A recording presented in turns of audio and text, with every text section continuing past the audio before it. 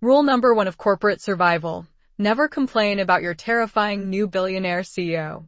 Rule number 2. Definitely don't do it while trapped in a pitch-black elevator with a stranger who smells like cedarwood and looks like she owns the building. And rule number 3? Absolutely do not fall asleep and drool on that stranger's $5,000 jacket. I broke all 3. In one night. In the dark. The next morning, that same beautiful stranger walked into my boardroom and sat down at the head of the table. She is Sloane Kensington, the ruthless ice queen, my new boss. And instead of handing me a termination letter, she's looking at me like I'm her next acquisition. And here is exactly what happened. I am a professional. If you give me a $10 million marketing crisis, a panicked client, and exactly 4 minutes to fix it, I will smile, pull up a spreadsheet, and save the day. I am the youngest senior marketing director at Horizon Media in New York City. I thrive under pressure. I eat stress for breakfast. But apparently, if you put me in a broken elevator in the pitch black with a ridiculously beautiful woman, my brain completely stops working. It was 10:15 p.m. on a rainy Thursday. I had just spent 13 hours straight in the office, furiously polishing the presentation deck for tomorrow's emergency board meeting. Our agency was being acquired by a massive, ruthless global conglomerate, and tomorrow, we were meeting the new CEO. If my presentation failed, my entire team would be fired. Exhausted, surviving on nothing but iced coffee and pure anxiety, I pressed the button for the lobby and stepped into the VIP elevator. Just before the doors slid shut, a hand caught the metal frame. The doors bounced open and she walked in. Instantly, the air in the elevator shifted. The woman was tall, impossibly elegant, and radiating the kind of icy, untouchable wealth that made you want to apologize just for breathing the same air. She wore a tailored, midnight blue designer suit that probably cost more than my car. Her dark hair was styled in a sleek, flawless blowout, and her sharp, predatory eyes briefly flicked to me before looking away. She smelled like expensive cedarwood, bergamot, and rain. I suddenly felt like a damp potato. Don't stare, Maya, I told myself. Look at the floor numbers. The numbers are fascinating. The elevator hummed and began its descent. 30, 29, 28. Then, at floor 22, the elevator gave a violent, terrifying shudder. I gasped and grabbed the handrail. A loud, metallic clang echoed through the shaft. The hum of the engine died. And then, every single light in the elevator clicked off. Pitch black. Absolute, suffocating darkness. Oh my God, I yelped, my voice entirely too loud. My phone slipped from my sweaty fingers and clattered onto the floor, sliding away into the dark. For a terrifying second, there was dead silence. Then a smooth, calm, painfully composed voice spoke from the opposite corner of the elevator. Well, that is inconvenient. Her voice was low, rich, and completely unbothered. It sounded like pouring velvet over ice. Inconvenient. I squeaked, dropping to my knees and blindly feeling the carpet for my phone. We're trapped. We're hanging by a literal wire in a dark metal box suspended hundreds of feet in the air. This is how horror movies start. Shut up, Maya, my inner voice screamed. You are an executive. Act like it. The brakes will hold, the woman said. And it's a commercial building in Manhattan. The emergency generators should kick in within 60 seconds. 60 seconds passed. Nothing happened. 2 minutes passed. Still pitch black. Okay, I said, my chest tightening. So the generators are broken. Great. Perfect. This is exactly what I needed today. Are you looking for this? Suddenly, a bright white light clicked on. I blinked, blinded for a second. The stranger was holding my phone. The flashlight app was on, illuminating her face from below. Even in harsh, unflattering iPhone lighting, she was breathtakingly gorgeous. Her cheekbones could cut glass, and her lips were painted a flawless, deep red. She was looking down at me, crawling on the floor like a confused raccoon, with a perfectly arched eyebrow. Oh, yes. Thank you, I mumbled. I scrambled to my feet, dusted off my knees, and gently took the phone from her hand. For a split second, my fingers brushed against hers. Her skin was cool and soft. A weird, electric jolt shot up my arm, making me pull my hand back a little too fast. I pushed the emergency call button on the panel. Nothing. No dial tone. I checked my phone screen. No service. No signal, I announced, stating the painfully obvious. I am aware, she said. She calmly leaned against the back wall, crossing her arms over her chest. She didn't look scared. She looked mildly annoyed, as if the elevator breaking down was just a scheduling error she intended to fire someone over later. I, on the other hand, was losing my mind. We should sit down, I said, pacing the small space. To conserve oxygen. Or energy. I read somewhere that if you pace in an elevator, you use up the air faster. Wait, is that true? That might be a myth. You are rambling, she noted. It wasn't an insult, it was just a quiet, factual observation. I babble when I'm nervous, I confessed, dropping down to sit against the wall, pulling my knees to my chest. I'm sorry. I have a massive presentation at 9 o'clock tomorrow morning. The biggest of my career. If I don't get out of here, I'm going to lose my job, and I really like my job. Mostly because it pays my rent. She didn't reply for a long time. The only light was the dim glow of my phone screen facing the floor. What kind of presentation? She finally asked. Her voice drifted through the dark, surprisingly gentle. Marketing, I said, eager for the distraction. Our company got bought out by this giant corporation. Tomorrow, the new CEO is coming. She's supposedly this terrifying, ruthless billionaire who fires people just for looking at her wrong. A real ice queen. I have to convince her not to gut my department. There was a strange, tense pause. Is that so? She murmured. An ice queen. How terrifying. Right? I agreed, relaxing just a fraction. Rumor has it she doesn't even sleep. She just hangs upside down in a cave of money. A soft, elegant sound escaped her lips. Was it a laugh? It sounded like a laugh. My chest did a stupid, fluttery thing. I'm sure, the stranger said smoothly, that if your presentation is as passionate as your current monologue, you will be perfectly fine. I smiled into the darkness. Thanks. I'm Maya, by the way. I know. I blinked. You know? Your name badge, she said softly. Maya Brooks, Senior Director. First and last name. It's glowing in the dark. I looked down.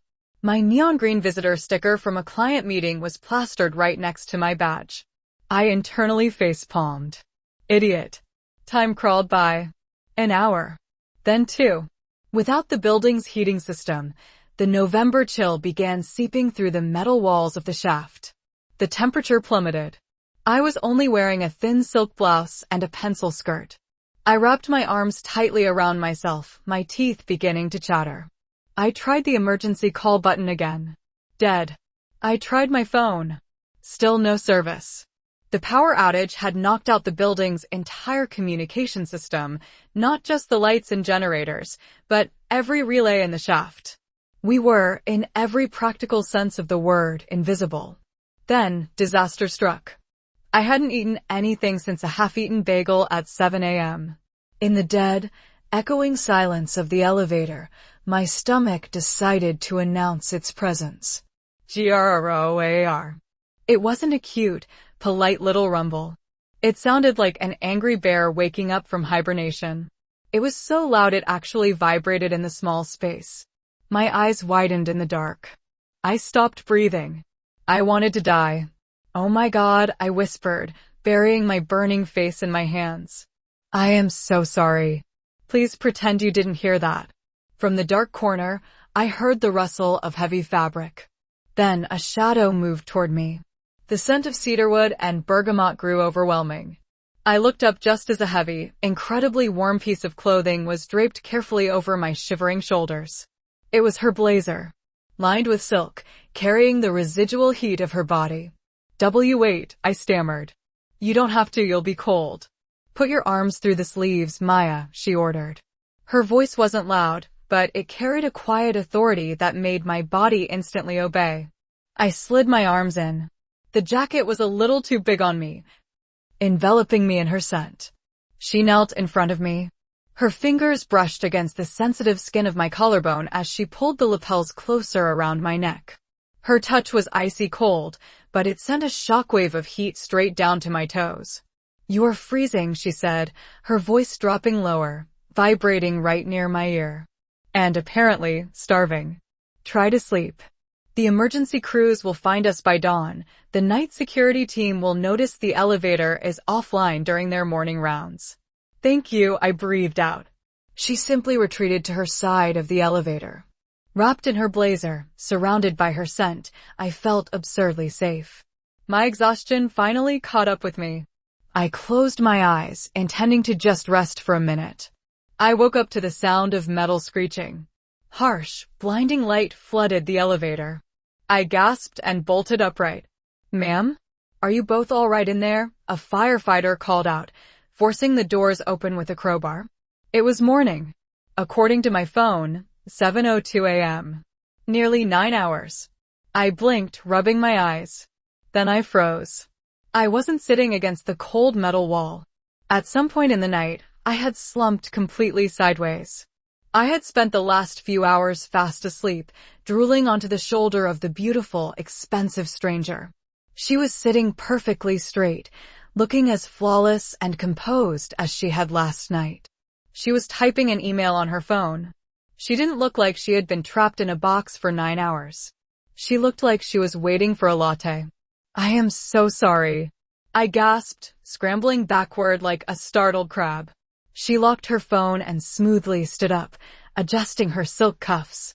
"Good morning, Maya. I slept on you. I drooled on your shirt. And your jacket." I started frantically shrugging the blazer off my shoulders. "Keep it," she said, stepping toward the open elevator doors. "What?" "No, this is designer, I can't." She paused, looking over her shoulder.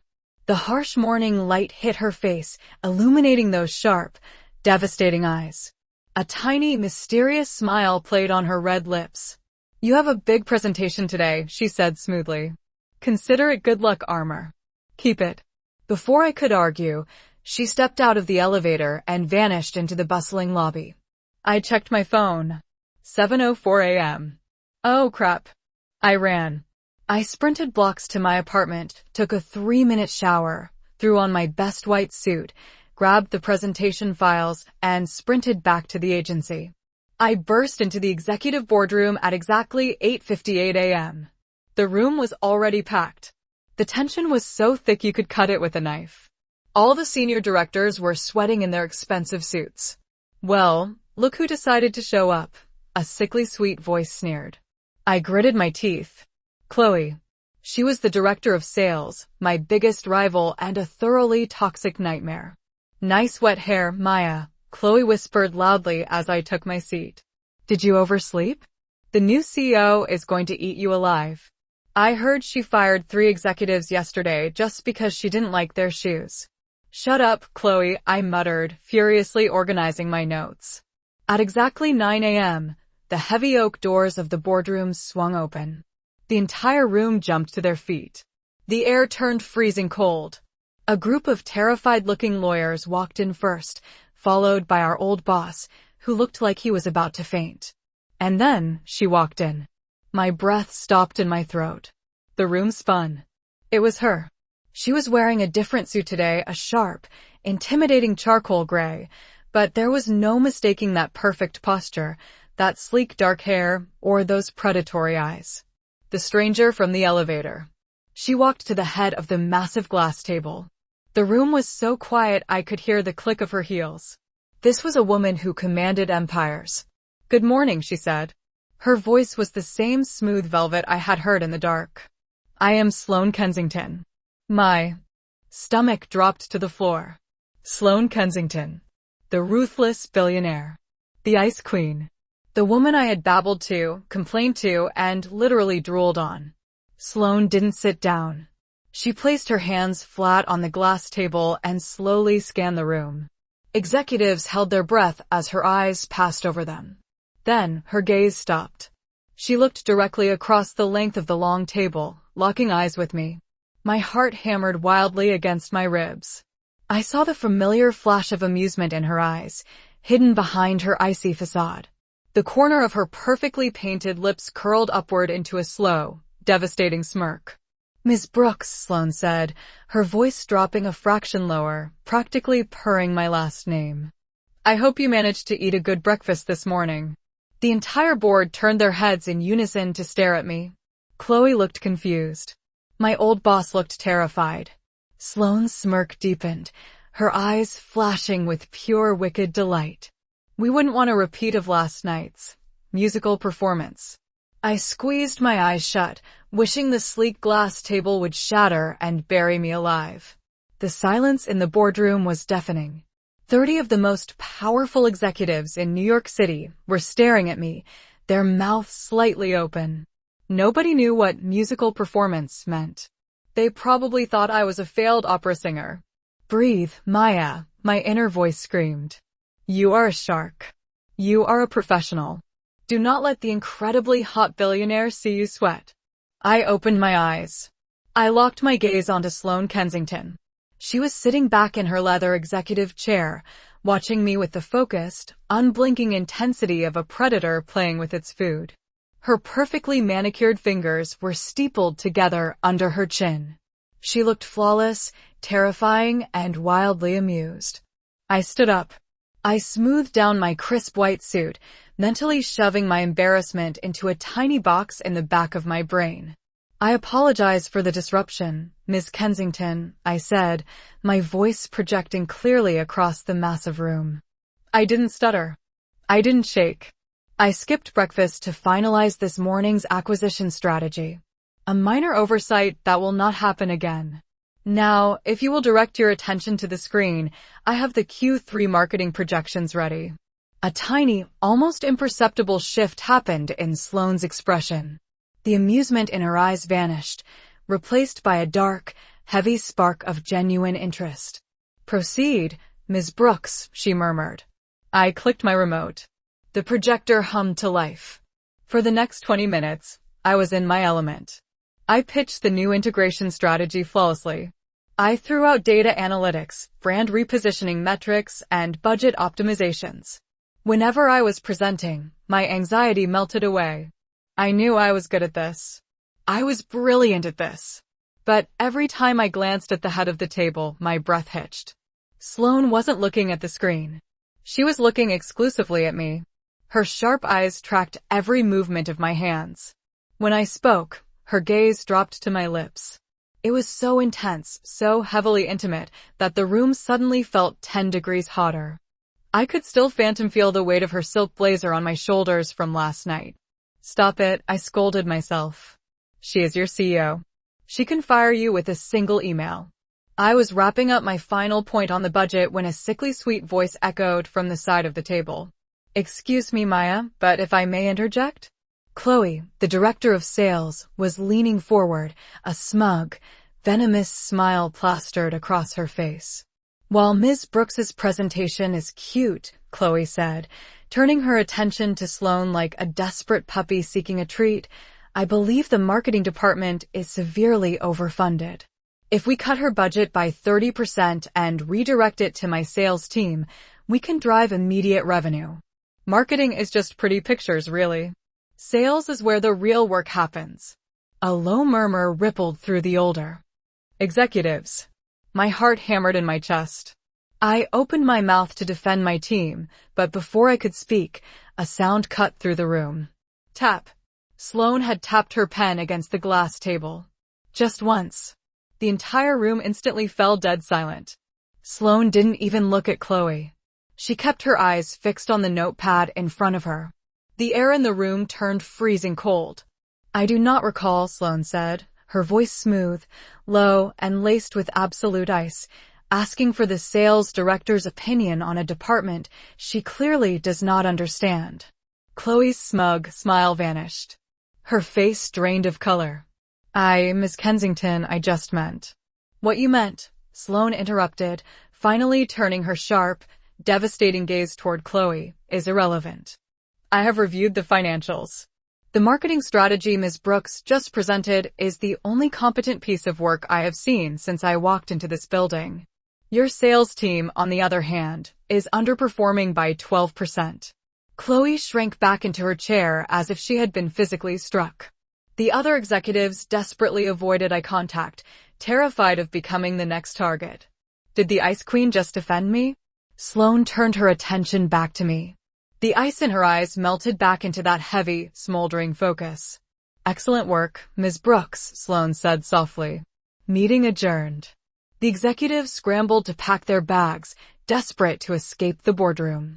I gathered my files, my hands shaking slightly from the adrenaline crash.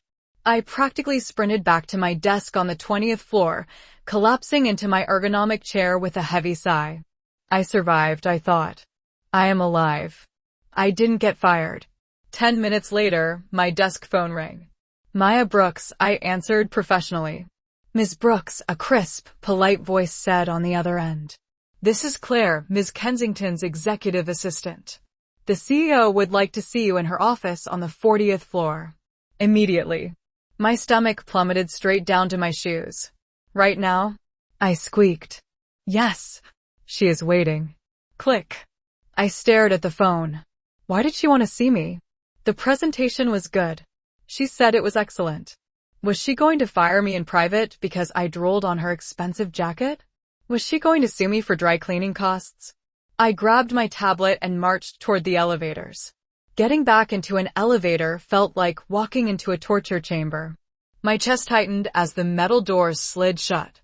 Please don't break, I chanted internally as the numbers ticked upward. 35, 38, 40, ding. The doors opened to the penthouse level. The entire floor was a masterpiece of modern wealth. Dark marble floors, floor-to-ceiling glass windows overlooking the Manhattan skyline, and absolute, intimidating silence. Claire, a chic woman with a Bluetooth earpiece, pointed to a massive set of frosted glass doors at the end of the hall. Go right in, Ms. Brooks. I swallowed hard, walked up to the doors, and knocked twice. Enter. I pushed the heavy doors open and stepped into the CEO's office. It was breathtaking. But I barely noticed the view, because Sloane Kensington was standing by the window. She had taken off her suit jacket. She was wearing a perfectly fitted charcoal waistcoat over a crisp, white silk button-down. Her sleeves were rolled up to her forearms, revealing a sleek silver watch on her left wrist. The immediate, intoxicating scent of cedarwood and bergamot hit my senses, making my brain completely short-circuit. Close the door, Maya, she commanded softly, not turning around. I quickly shut the door behind me. I stood awkwardly in the middle of the expensive Persian rug, clutching my tablet to my chest like a shield. Sloane finally turned around. She leaned back against the edge of her massive mahogany desk, crossing her long legs at the ankles. Her sharp eyes slowly, deliberately swept over me. You look much better in white, she observed, her voice dropping into that rich, velvety register that made my toes curl in my heels. Though I must admit, you looked quite striking wearing my clothes last night. Heat crawled all the way up my neck and settled somewhere behind my eyes. Abort mission. My brain screamed. She is flirting. The billionaire ice queen is flirting. What is the corporate protocol for this? Thank you, I stammered. And thank you for your jacket, Miss Kensington. I was planning to have it professionally dry cleaned before returning it to you. Since I, drooled. A soft, genuine laugh escaped her lips. It was a beautiful sound, low and throaty, completely shattering her intimidating facade. You are a very nervous creature, aren't you? Sloane mused. She pushed off the desk and began walking toward me. The predatory grace in her steps made my heart hammer violently. I am usually very calm, I lied, my voice cracking slightly. I am a senior director. I am known for my composure. Is that so? She stopped just 2 feet away from me. Up close, her eyes weren't just dark, they were a deep, mesmerizing storm gray.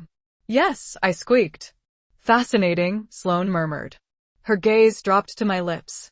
Because right now, your pulse is beating quite frantically right here.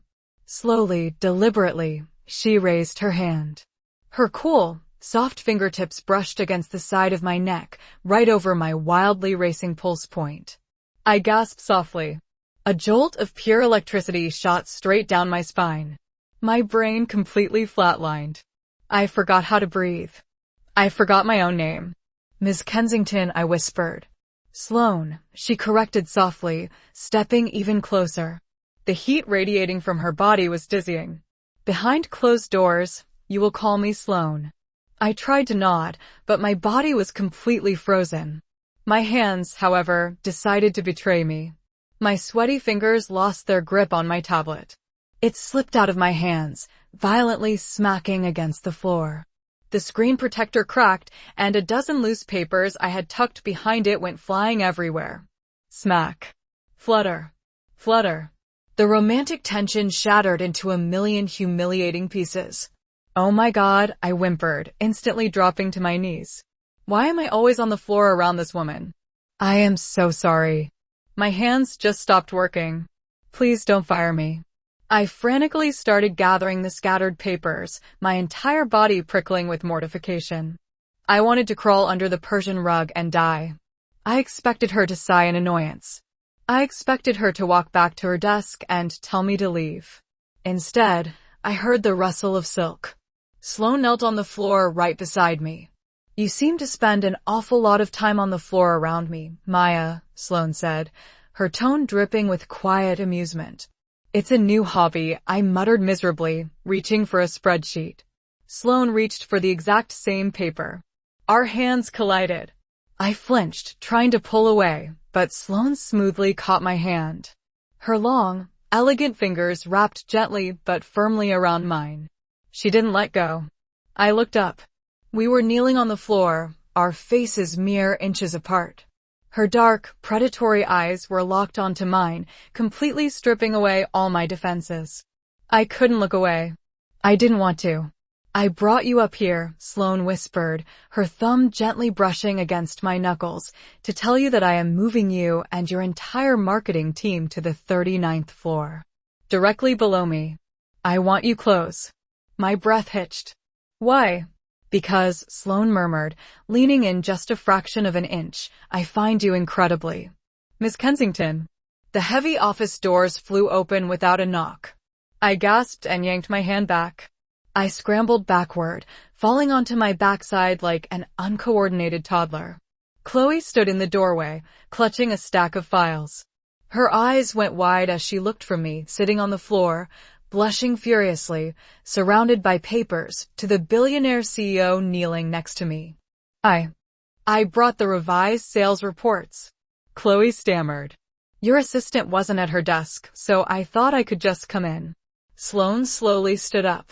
The shift was terrifying.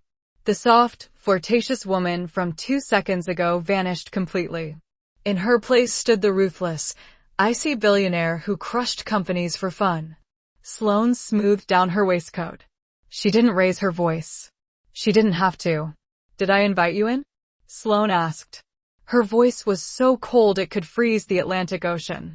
Chloe trembled. No, ma'am. But the reports. Put them on my assistant's desk, Sloane commanded, her eyes narrowing into dangerous slits. And if you ever open my door without an explicit invitation again, you will be escorted out of this building by security. Are we clear? Chloe looked like she was about to cry. Yes, Miss Kensington. Leave. Close the door from the outside. Chloe practically ran out of the room, pulling the heavy doors shut behind her with a soft click. The room was silent again. My heart was pounding so hard it hurt. Sloane reached down, picked up my cracked tablet and the last piece of paper, and held them out to me. I scrambled to my feet, brushing off my knees. Thank you, I mumbled. I should get back to my desk. To pack. For the 39th floor. Sloane watched me, that tiny, devastating smirk returning to the corner of her lips. See that you do, Sloane said smoothly, walking back to her massive desk. And Maya? I paused at the door, glancing back over my shoulder. Yes, Sloane. The sound of her first name on my lips made her eyes darken beautifully. My jacket, Sloane ordered softly, holding my gaze. Bring it to my penthouse apartment tonight. 8 o'clock.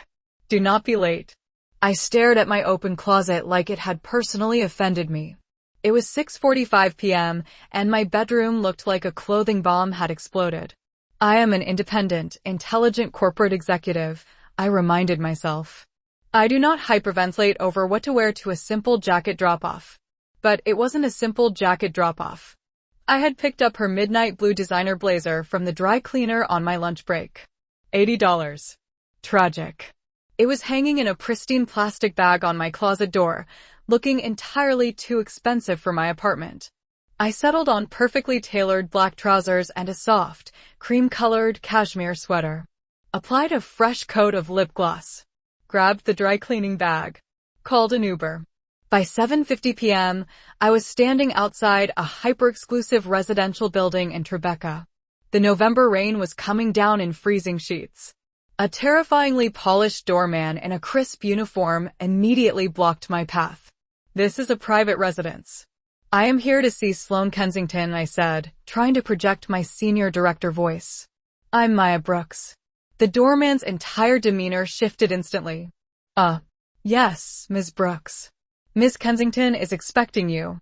He led me to a private elevator hidden in the back, scanned a keycard, and pressed the only button on the panel. The letter P. I was alone in the elevator. The trauma of last night hit me immediately. My chest tightened. Please do not break, I prayed to the elevator gods. If I get stuck in a second elevator in 24 hours, I am legally changing my name and moving into the woods. Thankfully, the ride was perfectly smooth. Ding. The door slid open directly into Sloane's penthouse. I stopped breathing. The apartment was massive, breathtaking, and intimidatingly minimalist. Floor-to-ceiling windows wrapped around the entire living space, offering a jaw-dropping panoramic view of the glittering New York City skyline in the rain. Dark velvet furniture. A fire burning softly in a modern glass fireplace. Soft, sultry jazz playing from invisible speakers. It felt incredibly lonely, yet impossibly luxurious.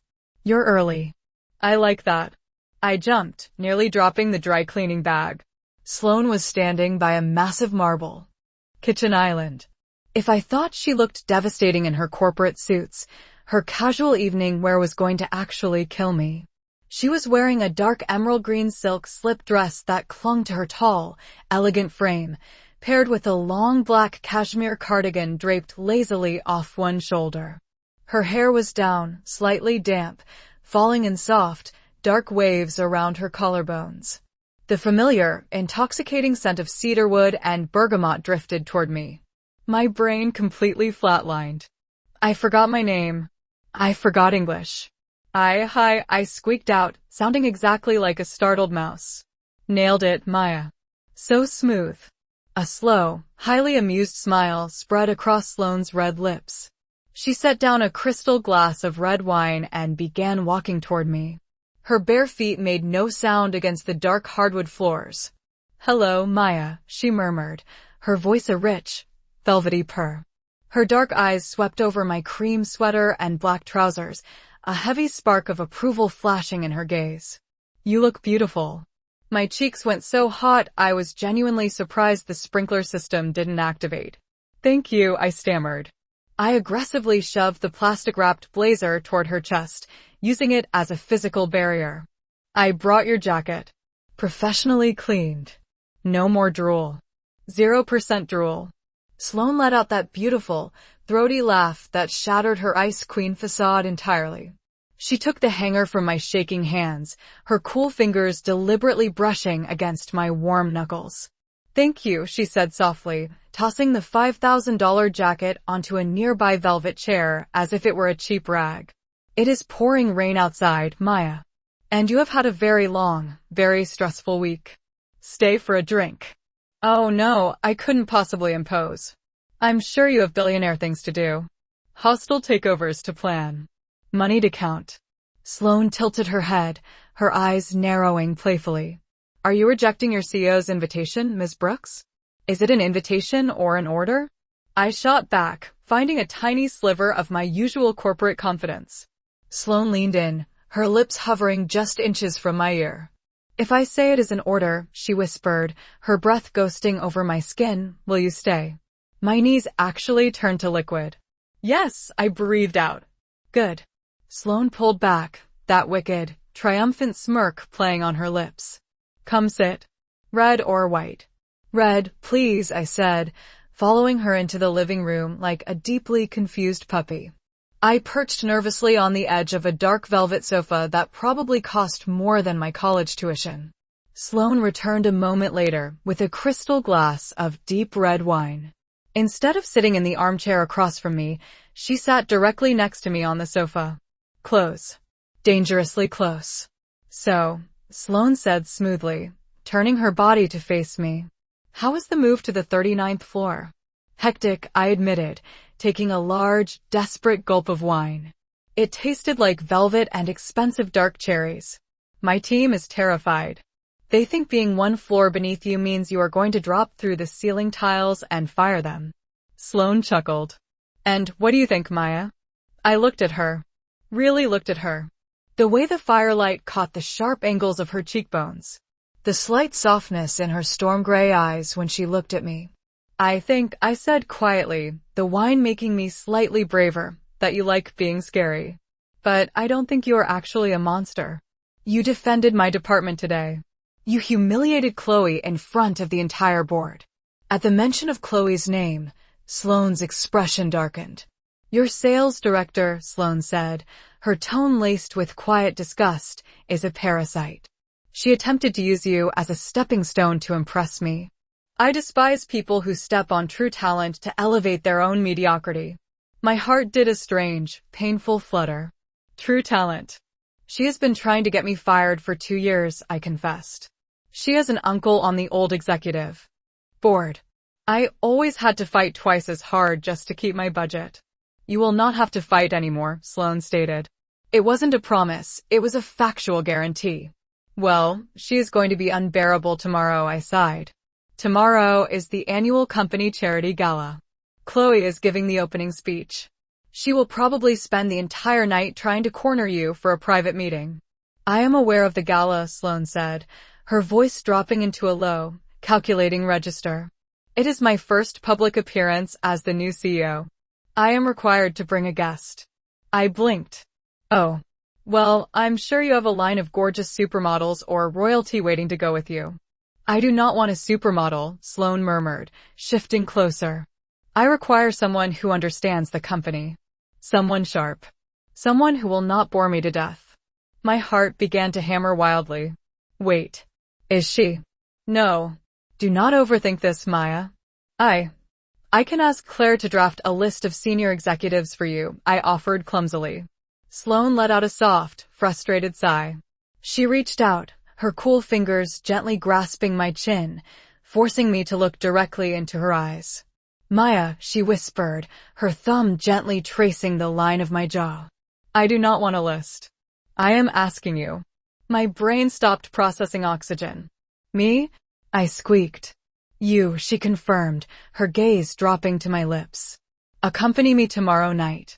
As my +1. But I already have a staff ticket, I blurted out, my inner idiot completely taking over the wheel. I'm supposed to stand by the buffet and make sure the media gets the press kits. If I go with you, who is going to watch the shrimp cocktail? Sloane stared at me. For 3 agonizing seconds, she just stared. Then, she burst out laughing. She laughed so hard she actually had to press her hand to her forehead, her shoulders shaking. It was a beautiful, completely unguarded sound. I sat there, staring at a point somewhere past her left ear, willing myself to dissolve into the extremely expensive sofa. I am so sorry, I whimpered. Please pretend I didn't just prioritize shrimp over a date with a billionaire. A date? Sloane repeated, her laughter fading into a soft, wicked hum. I froze. Did I just say date? An event, I quickly corrected, my voice an octave too high. A corporate, professional event. Sloane leaned in, gently pulling my hands away from my face. Her storm gray eyes were practically dancing with amusement and something much darker, much heavier.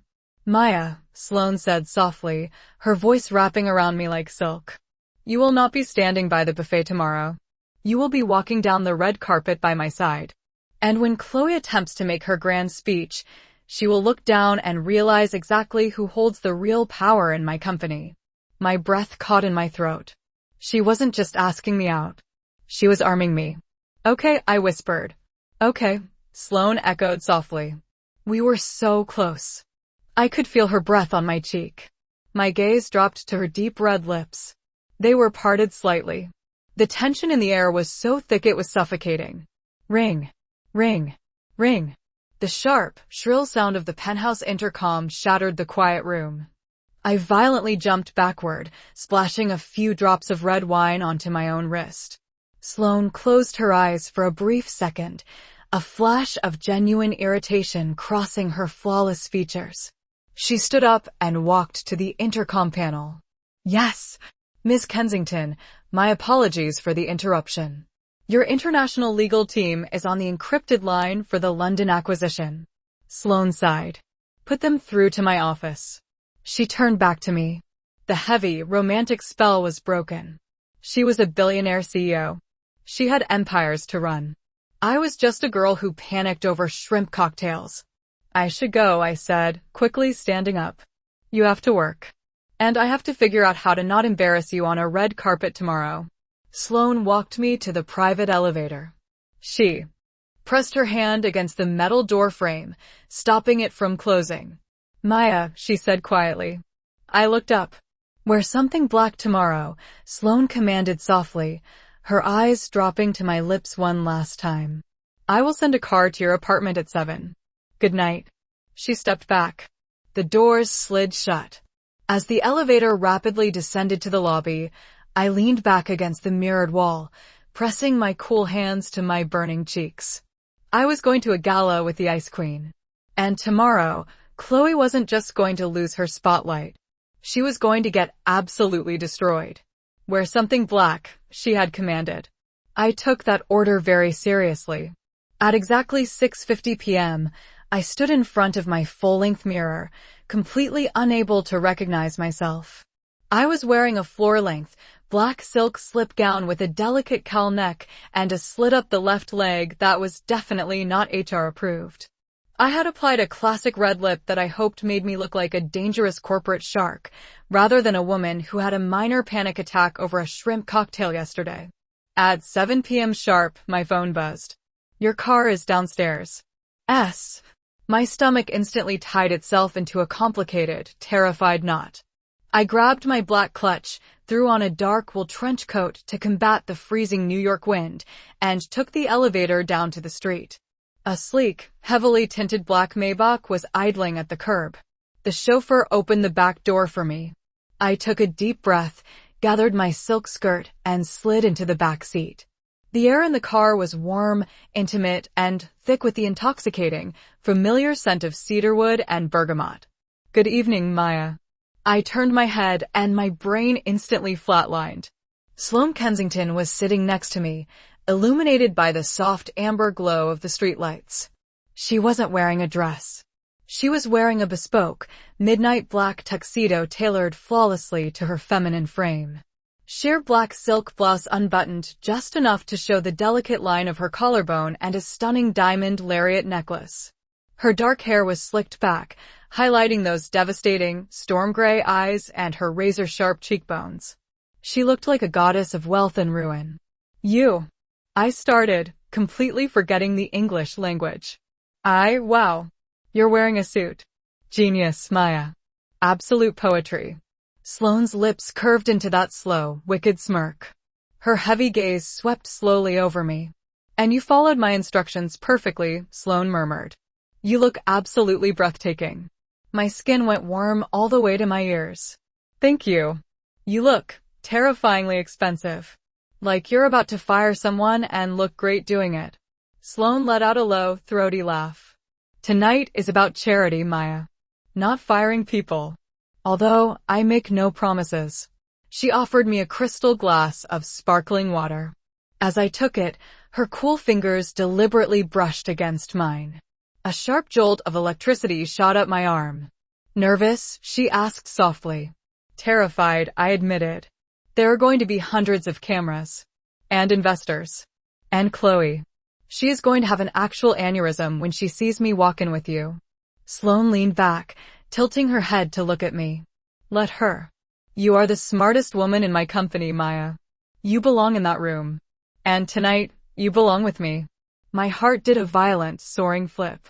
20 minutes later, the Maybach pulled up to the glittering entrance of the Metropolitan Museum of Art. The steps were lined with a massive red carpet, swarmed by flashing cameras, reporters, and New York's elite.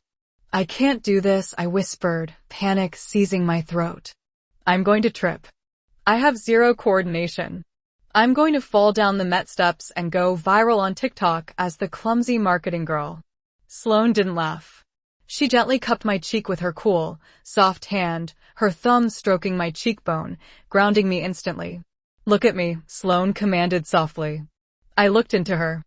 Storm gray eyes, completely mesmerized. You will not fall, she promised. Because I will be holding your hand. Now, take off your coat, leave it in the car, and lift your chin.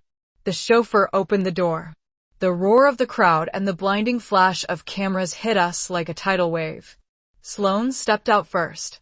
The paparazzi instantly went feral. She turned around, offered her hand, and helped me out of the car. Her grip was firm, warm, and intensely protective. She didn't offer me her arm like an escort. She laced her fingers directly through mine, claiming me in front of the entire world. The flashes doubled in intensity. I heard reporters shouting, "Who is the woman with the CEO?" Breathe, Sloane murmured near my ear, guiding me up the grand stairs. Just look forward. I kept my head high, matching her elegant, predatory stride. For the first time in my life, I felt invincible. We entered the massive, gilded ballroom. Crystal chandeliers hung from the painted ceilings, waiters floated around with trays of champagne, and the room was packed with billionaires, politicians, and media moguls. The moment Sloane walked in, the room's energy shifted. Conversations hushed. Heads turned. And then, through the sea of designer gowns, I saw her. Chloe. Standing near the center of the room, surrounded by key media investors. Wearing a bright, ostentatious red gown. When her eyes landed on me walking hand in hand with the billionaire CEO she had been desperately trying to court, her jaw literally dropped open. I couldn't help it. A tiny, smug smile tugged at the corner of my lips. Enjoying the view? Sloane whispered. A little bit, I confessed. Good. Sloane squeezed my hand before reluctantly letting go. I have to speak with the mayor for exactly 5 minutes. Stay right here. I will be right back. Don't conquer the city without me, I joked nervously. Sloane's eyes darkened beautifully. Never. I stood near a towering ice sculpture, feeling genuinely confident. Until I heard the sharp, aggressive click of stilettos. Well, a sickly sweet voice sneered. Chloe was standing there, fake smile plastered on her face. She hadn't come alone.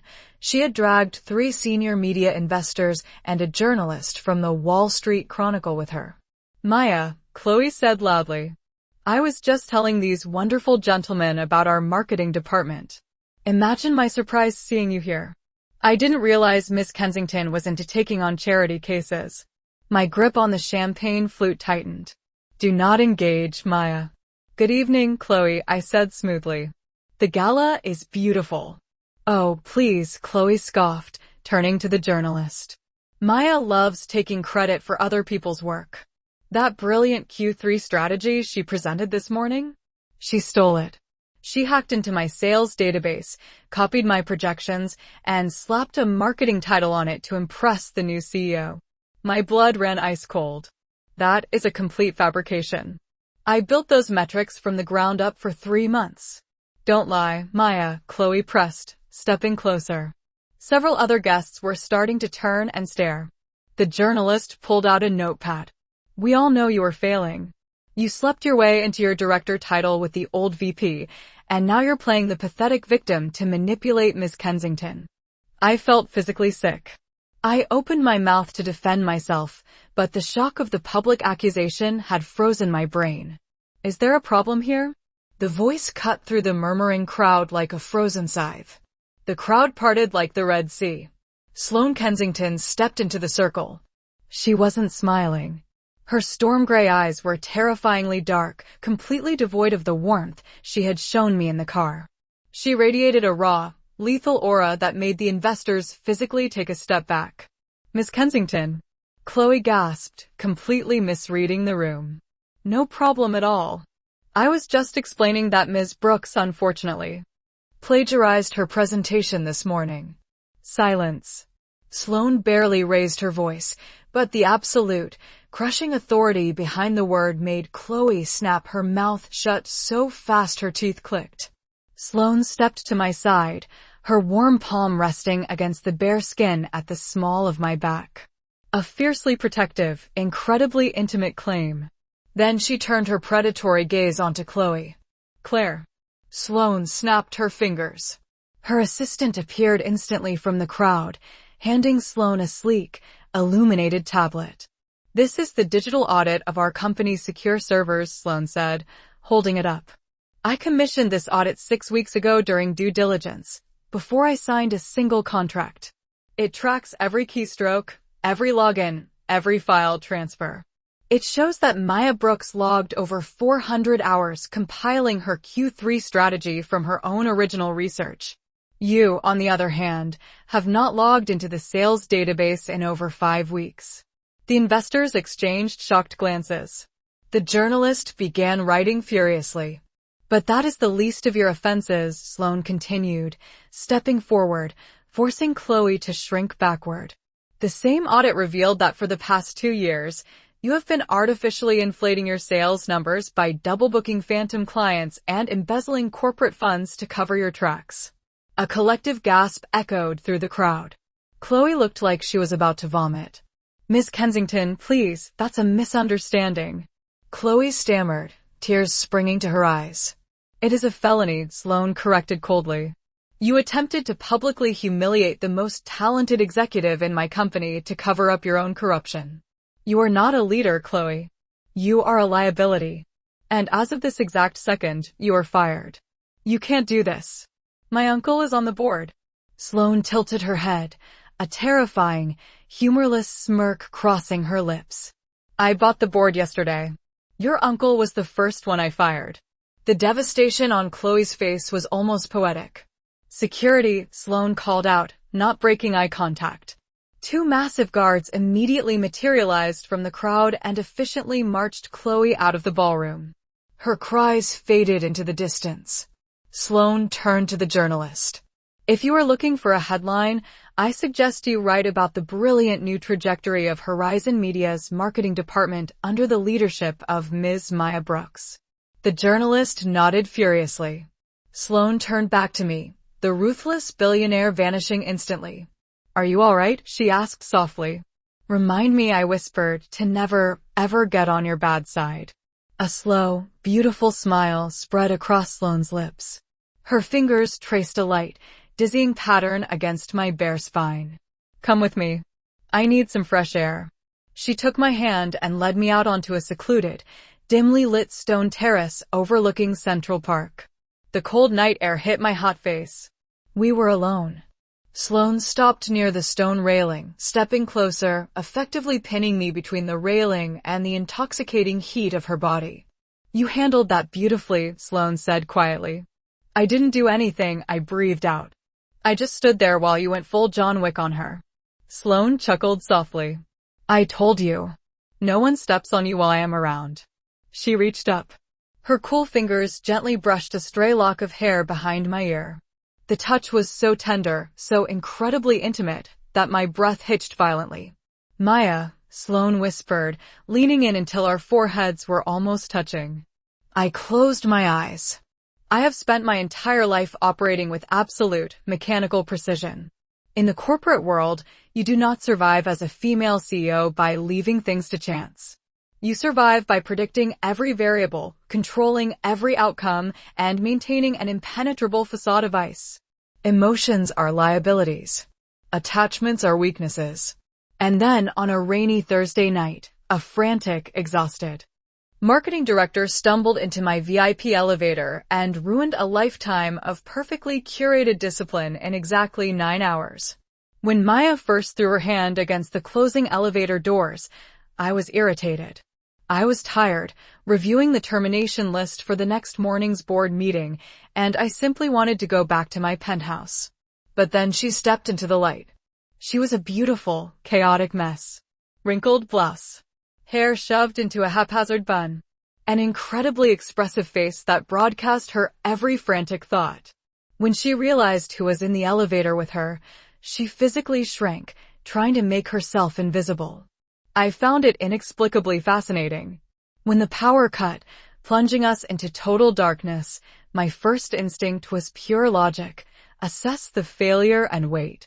Maya's first instinct was to drop to her knees and start aggressively rambling about horror movies. I stood in the pitch black, listening to this high-level executive babble like a terrified intern, and for the first time in years, I felt the very real urge to smile. She had no filter. She confessed her fears, passionately defended her team, and then proceeded to call her new CEO, me, a terrifying ice queen who hung upside down in a cave of money. She was vibrant. She was genuine. In a world full of sycophants who only told me what I wanted to hear, Maya Brooks was a breath of unfiltered, chaotic fresh air. Then came the stomach growl. A magnificent, echoing roar. The mortification radiating from her side of the elevator was so palpable I could practically taste it. I didn't mock her. I took off my blazer. When I knelt in front of her and draped the heavy silk-lined wool over her shivering shoulders, my fingers accidentally brushed against the delicate skin of her collarbone. A sudden, sharp jolt of electricity shot straight up my arm. I felt her breath hitch. I smelled the faint, sweet scent of vanilla and coffee lingering on her skin. In that split second, the ice I had spent a decade building simply shattered. Mine, a dark, possessive voice in the back of my mind whispered, "I am going to keep her." I had already reviewed her file during pre-acquisition research. Maya Brooks appeared repeatedly in the company's strongest performance metrics. But a file is just a file. Numbers on a page cannot tell you how someone holds a room or moves under pressure. Meeting her in the dark, stripped of titles and corporate armor, was something no file could have prepared me for. The next morning, watching her march into the boardroom, I had my answer.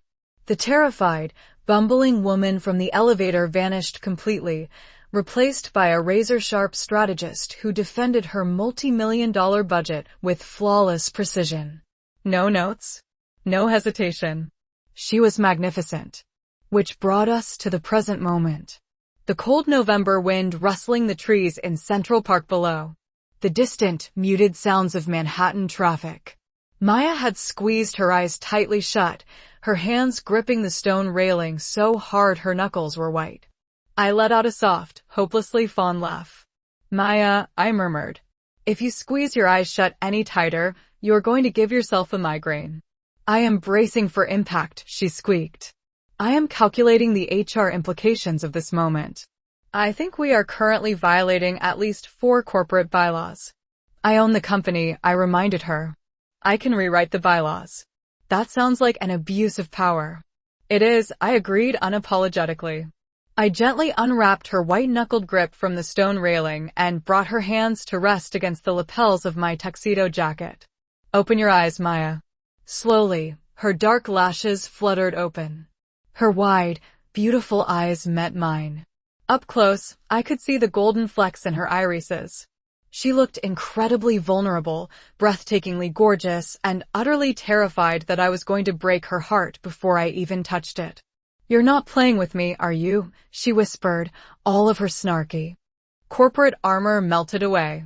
Because I can handle stress and acquisitions and terrifying board meetings. But I don't think I can handle you playing a game with me.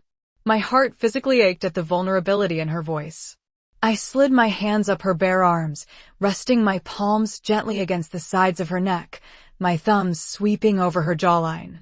"I do not play games with things I value," I said quietly. "I am a very calculated woman, Maya. I do not make impulsive decisions."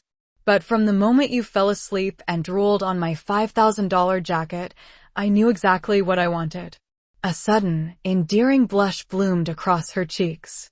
You promised you weren't going to bring up the drool.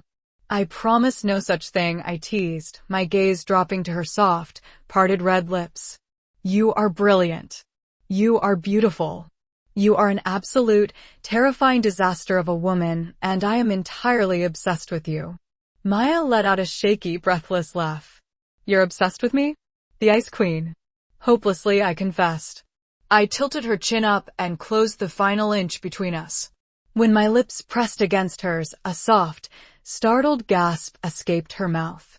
The kiss was slow, deliberate, and deeply consuming. She tasted like expensive champagne and sweet vanilla. For a second, she was stiff with shock, but then her fingers tangled desperately into the hair at the nape of my neck, pulling me closer. She melted against me, kissing me back with that same fierce, chaotic passion she applied to everything in her life. I wrapped my arms firmly around her waist, pulling her flush against my body. I deepened the kiss, completely drowning in the warmth of her mouth, the soft sighs she breathed against my lips, and the absolute perfection of finally having her exactly where she belonged. We stayed like that for a long time, completely ignoring the billionaire gala carrying on inside just a few feet away. When I finally, reluctantly pulled back, we were both breathless. Maya kept her eyes closed for a moment longer, a dazed, incredibly satisfied smile on her swollen lips. So, Maya whispered, her voice slightly raspy, is this considered a hostile takeover? I laughed, a genuine, unrestrained laugh that echoed into the New York night. I pressed a soft kiss to her forehead. Consider it a very friendly merger, I murmured against her skin. And one that is entirely non-negotiable. The primary issue with the European market, Maya said, pacing confidently in front of my massive mahogany desk, is that they are perceiving the Horizon brand as too corporate. We need a localized, grassroots social media campaign. Something slightly unpolished. Human. I leaned back in my leather executive chair, entirely ignoring the glowing tablet in front of me. It was 7 p.m. on a Friday. The massive penthouse office on the 40th floor was empty, save for the two of us. Maya was wearing a stunning, tailored burgundy suit. She had kicked off her heels an hour ago and was pacing my expensive Persian rug in her bare feet, aggressively waving a laser pointer at her marketing metrics. Under her leadership, the marketing department had increased revenue by 30% in just 8 weeks. Are you even listening to me? Maya stopped pacing, planting her hands on her hips, narrowing her eyes as she caught me staring. Every word I lied smoothly. Grassroots. Unpolished. Fascinating. Tell me more. Maya sighed. She clicked off the laser pointer and tossed it onto my desk. You are impossible, she muttered, walking around the edge of the desk toward me. I am trying to make you billions of dollars, Sloane. I already have billions of dollars, I pointed out. I reached out, grabbing her gently by the waist. With a soft yelp of surprise, Maya tumbled directly into my lap, instinctively wrapping her arms around my neck to steady herself. Sloane, she gasped, looking frantically toward the frosted glass doors. What if Claire walks in? I am a senior director. I demand. Professional boundaries. Claire went home 2 hours ago. Darling, I murmured, wrapping my arms securely around her. And as the CEO, it is my executive duty to ensure my top talent is well rested. Maya rolled her eyes, but a soft, happy smile betrayed her attempt at being stern. She relaxed into my hold, resting her head against my shoulder. The scent of her vanilla perfume instantly grounded me, chasing away the lingering stress of the day. You are a menace, she whispered, her fingers lazily playing with the silver watch on my left wrist. And yet, you moved your toothbrush into my penthouse yesterday, I countered, pressing a kiss to the top of her head. Only because my apartment has terrible water pressure, Maya deflected, though the warmth spreading across her cheeks told a different story. I chuckled, shifting so we could both look out the floor-to-ceiling windows. The glittering lights of Manhattan stretched out beneath us. As Maya shifted in my lap, she suddenly gasped and lunged forward to catch a stack of incredibly important legal documents she had just accidentally knocked off my desk with her elbow. "Oh my God, I am so sorry," she shrieked, scrambling to gather the papers. "Leave them," I laughed, pulling my beautiful, brilliant, clumsy disaster of a girlfriend back into my arms. True power wasn't control.